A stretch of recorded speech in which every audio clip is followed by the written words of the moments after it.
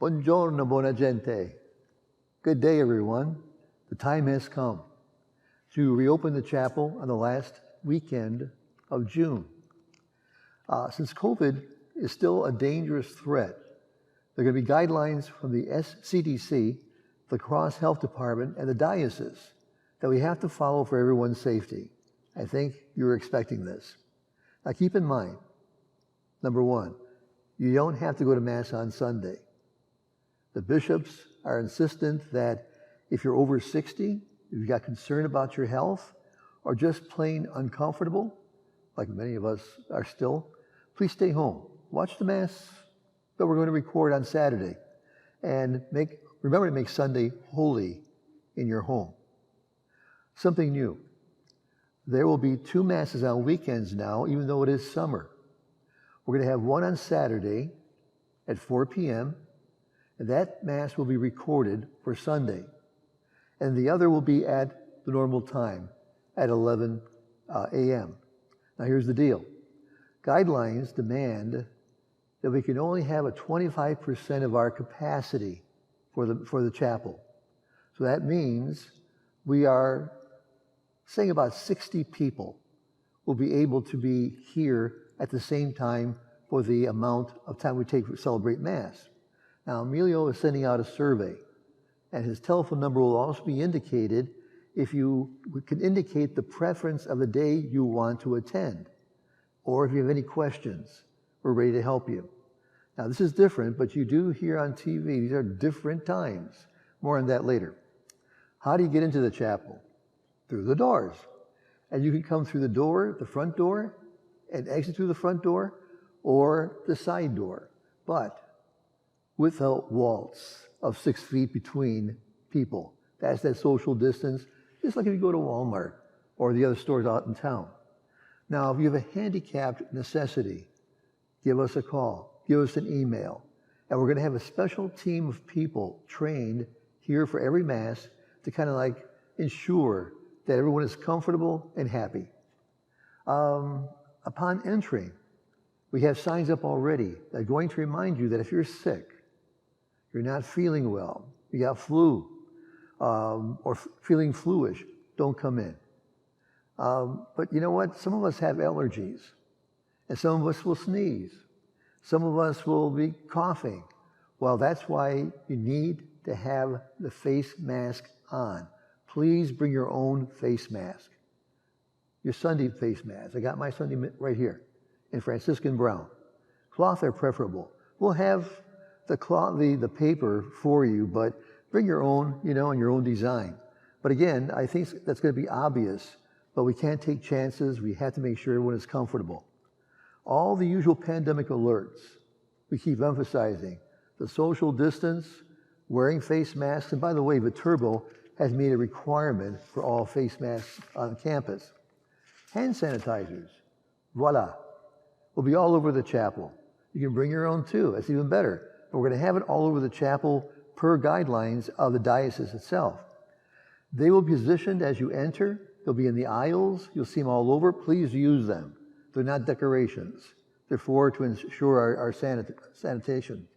Like during our time of closed churches and chapels, also, you may not feel comfortable in receiving communion. We're going to get into that a little bit later, but we'll talk about spiritual communion is still a possibility. So let's kind of look at the chapel and just give an idea what's going to be here. Well, all the chairs are going to be here, but they're going to be either taped or roped off, probably every third row. Now you can sit with members of your own household, but we would ask you keep 3 chairs between your household or you and someone else, not of your household. Keep that distance, very, very important. We're going to have that special team of people. They're volunteers from our chapel community who are not high risk, who are going to be able to make sure that you're maybe sitting too close or someone behind you is starting to feel a little uncomfortable. And we're going to make sure that the Mass is not that long. Singing has to be reinvented. We're going to do maybe solos, maybe instrumental music. Keep your masks on. We require that. And also, if there's any confusion, let us know, let the team know. How about the collection? Well, that's important. We're not going to forget the collection. We're not going to pass the basket around. We're going to have them stationary. We have to decide where we're going to have them. Don't worry. We'll point it out to you where the collection baskets are. The other thing I wanted to mention about receiving the Eucharist, I got the table here between the congregation and myself because, again, the priest has to be protected as well. Well, certain things will be omitted. Let me say that first. There won't be any procession with the gifts, at least not now, until we feel more comfortable, people walking around. No collection, we mentioned that as well. I'm going to have the gifts right here on this table. I'm also going to have the book of Gospels on this table. So when it comes time for the readings, you're going to have the lector will be standing up there like we do every Sunday, but I'm going to come down here, receive the gospel book on my own. I'm going to read the gospel book and preach from the altar. So we're not using the same microphone. For the time of communion, we're going to proceed through the middle aisle. What if you're not going to communion? We're going to ask that everybody get up, whether you receive or not, to come out to the aisle. You're right, social distance, and to go back to your seats by ways of the side aisles. When you receive communion, and I'm sorry, there will not be communion on the tongue for the sake of the risk of the congregation and me. But when you receive, one of the priests gave me a hint. When you put your hand out, some people go like this and they cup their hand. I wouldn't do that. Keep your hand flat. By the way, receiving in the hand, for those of you who receive on the tongue, is a very ancient tradition from the 5th century. St. Cyril of Jerusalem said, when you receive communion, take your left hand, put it under your right hand, make a throne to receive your king. You bow in an attitude of respect, you say amen, and then you take the host in your hand.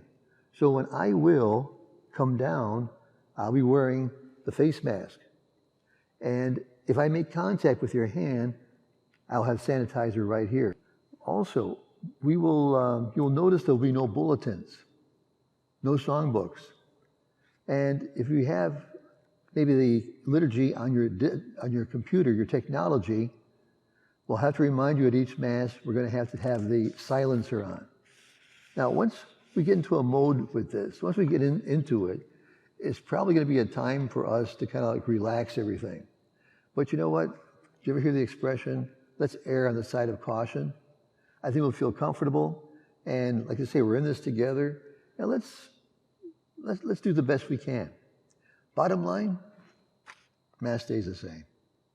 It's still the sacred celebration of the Eucharist, and it may be a little more intensified because there might not be so many distractions, might be more contemplation time, more silence, more quiet. And if you remember at the very beginning, when this all kind of broke out back in March, Emilio and I recorded this little story about St. Francis and the wolf of Gubbio. I kind of look at that wolf of Gubbio as being the coronavirus. And this wolf was terrorizing the city. So they asked St. Francis to come in and get rid of this wolf. Rather, he asked the people to treat each other with respect, care, and protection. And the wolf went away. And finally, as we look at our world and look at our country and all the unrest that's going on, we've been zeroing in on Sister Thea Bowman. Sister Thea, if you don't know who she is, she's an alumna of Viterbo, a sister from our community here at St. Rose. She died in 1990 from cancer at the age of 52. And her response to crisis was that we should sing and dance whenever we can. And she regretted she didn't dance a little bit more in times of trouble. Because we have a God who cares for us, and a God who wishes us well and wants us to be in harmony with each other. So I think that as we go through this, the first Sunday might be we'll be looking at each other, but I think, well, we'll get it down.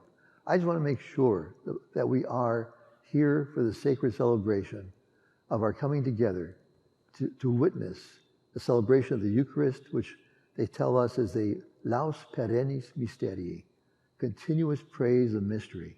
And we assure you that reverence we will maintain. We'll see you on Sunday. Thank you.